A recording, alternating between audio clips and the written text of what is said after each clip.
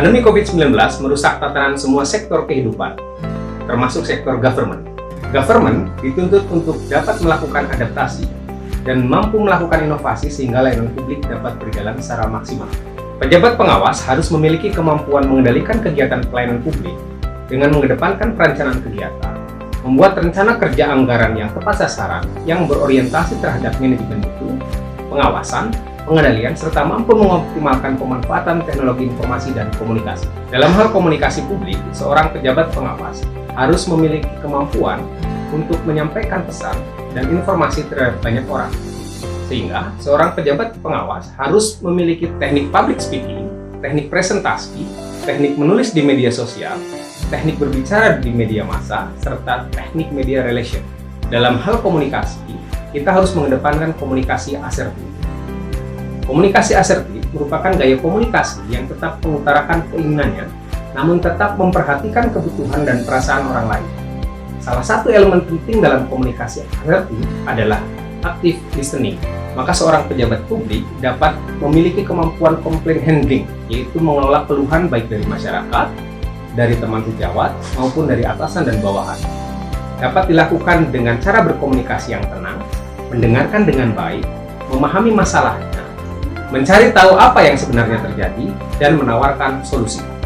Agar kegiatan pelayanan publik dapat dilakukan dengan efektif dan efisien, maka perlu dilakukan suatu planning atau perencanaan yang terstruktur dan organizing yang kuat.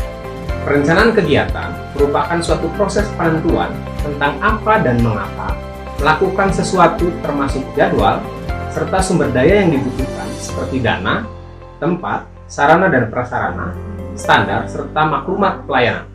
Anggaran yang disusun harus mengacu kepada program prioritas nasional, diawali dengan penetapan arah kebijakan dan prioritas pembangunan pada awal tahun atau Termin 1 berdasarkan hasil evaluasi kebijakan yang sedang dijalankan. Penyusunan rencana kerja anggaran dilakukan review dan penelitian yang dilakukan melalui verifikasi atas kelengkapan dan kebenaran dokumen yang dipersyaratkan, serta kepatuhan dalam penetapan kaidah-kaidah perencanaan dan penganggaran. Review rencana kerja anggaran dilakukan oleh aparatur pengendalian internal pemerintah atau API. Pelayanan publik berbasis digital atau e-government setidaknya terdiri dari 3 jenis, yaitu publikasi, di mana komunikasi dilakukan satu arah, seperti website, interaksi, di mana komunikasi dilakukan secara 2 arah, seperti chat, telekonferensi, email, atau call center, dan transaksi, di mana terdapat mekanisme pembayaran antara pemberi dan penerima jasa pelayanan publik. E-government sebagai langkah untuk mencapai efektivitas pelayanan publik memiliki manfaat diantaranya memperbaiki kualitas pelayanan pemerintah, meningkatkan transparansi, kontrol, dan akuntabilitas penyelenggaraan pemerintah dalam rangka penerapan konsep good corporate government, mengurangi secara signifikan total biaya administrasi, relasi, dan interaksi, memberi peluang bagi pemerintah untuk mendapatkan sumber-sumber pendapatan baru melalui interaksinya dengan pihak-pihak yang berkepentingan, menciptakan suatu lingkungan masyarakat baru, memberdayakan masyarakat dan pihak-pihak lain sebagai mitra pemerintah. E-government sebagai langkah untuk mencapai efektivitas pelayanan publik diharapkan dapat menjadi organisasi yang berkinerja tinggi, yang senantiasa berorientasi pada peningkatan mutu atau kualitas kinerjanya. Pengawas sebagai pejabat ASN juga dituntut untuk senantiasa meningkatkan mutu atau kualitas pelaksanaan tugas dan fungsinya agar dapat memberikan kontribusi bagi peningkatan kualitas kerja pada tempatnya bekerja. Sistem manajemen mutu atau quality management system adalah sebuah sistem yang bertujuan untuk meningkatkan kepuasan pelanggan dan memungkinkan perbaikan yang berkelanjutan. Suatu satker di pemerintahan harus memiliki sebuah mekanisme manajemen mutu yang dilakukan dengan audit mutu internal maupun audit mutu eksternal. Ada 7 prinsip manajemen mutu dalam ISO 9001. Yang pertama adalah customer focus, yaitu fokus pada pelanggan dan berusaha melampaui harapan pelanggan.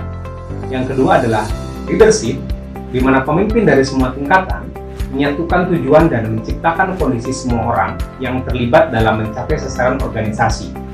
Yang ketiga adalah engagement of people, yaitu kompeten, mampu diberdayakan, dan keterlibatan orang-orang di semua tingkatan. Yang keempat adalah proses approach, yaitu aktivitas-aktivitas organisasi dapat dimengerti dan dikelola sebagai proses yang saling berkait, berfungsi sebagai sebuah sistem yang utuh. Yang kelima adalah improvement, yaitu selalu fokus terhadap perbaikan secara berkelanjutan. Yang keenam adalah evidence based, di mana pengambilan keputusan berdasarkan analisis dan evaluasi data yang akurat. Yang ketujuh adalah relationship management, di mana organisasi mengelola hubungan baik dengan pihak-pihak yang berkepentingan, termasuk para pemasoknya. Agar pelayanan publik berjalan sesuai dengan rule-nya, maka diperlukan suatu manajemen pengawasan. Manajemen pengawasan biasanya dilakukan dengan planning, organizing, staffing, directing, dan controlling yang sering disebut dengan POSDICOP. Adapun tujuan pengawasan dalam pelayanan publik, yang pertama adalah mencegah terjadinya penyimpangan pencapaian tujuan yang telah direncanakan. Kedua, agar proses kerja sesuai dengan prosedur yang telah ditetapkan. Ketiga, mencegah dan menghilangkan hambatan dan kesulitan dalam pelaksanaan kegiatan. Keempat, mencegah penyimpangan penggunaan sumber daya. Dan kelima, mencegah penyalahgunaan otoritas dan kedudukan. Kemudian, diperlukan analisis pemantauan dan analisis kinerja pekerjaan, di mana dilihat kesesuaian antara spek yang dibutuhkan dengan spek yang diadakan. Lalu dilihat apakah pekerjaan telah sesuai dengan prosedur dan peraturan yang telah ditetapkan. Dalam hal pengendalian administrasi, diperlukan sistem pelaporan yang baik, dan harus ada komunikasi di antara para penanggung jawab, dan mengetahui apa yang sedang terjadi di lapangan. Kemudian diperlukan orang-orang yang tepat, yang bertanggung jawab terhadap setiap pekerjaan, pimpinan yang mengintegrasikan laporan untuk penyesuaian dalam kegiatan. Kemudian informasi harus didapatkan dengan benar dan aktual. Penilaian penyedia biasanya dilakukan oleh pejabat pembuat komitmen dengan melihat kualitas hasil pekerjaan sesuai dengan kerangka acuan kerja, kemajuan atau prestasi kerja sesuai dengan jadwal, dan tidak ada keterlambatan, pelaksanaan pekerjaan sesuai jangka waktu yang ditetapkan dalam kontrak, kemudian kualifikasi, jumlah, dan waktu penugasan tenaga ahli sesuai dengan kontrak, dan ketaatan serta kelengkapan dalam memenuhi administrasi pekerjaan sesuai dengan kontrak. Dengan memahami teknik komunikasi publik, perencanaan kegiatan pelayanan publik, penyusunan rencana kerja anggaran, pelayanan publik digital, manajemen mutu, manajemen pengawasan, dan pengendalian pelaksanaan kegiatan, diharapkan pelayanan publik menjadi optimal. Tentu dengan menerapkan nilai-nilai disiplin, inovatif, kerjasama, loyalty, adil, dan tangguh.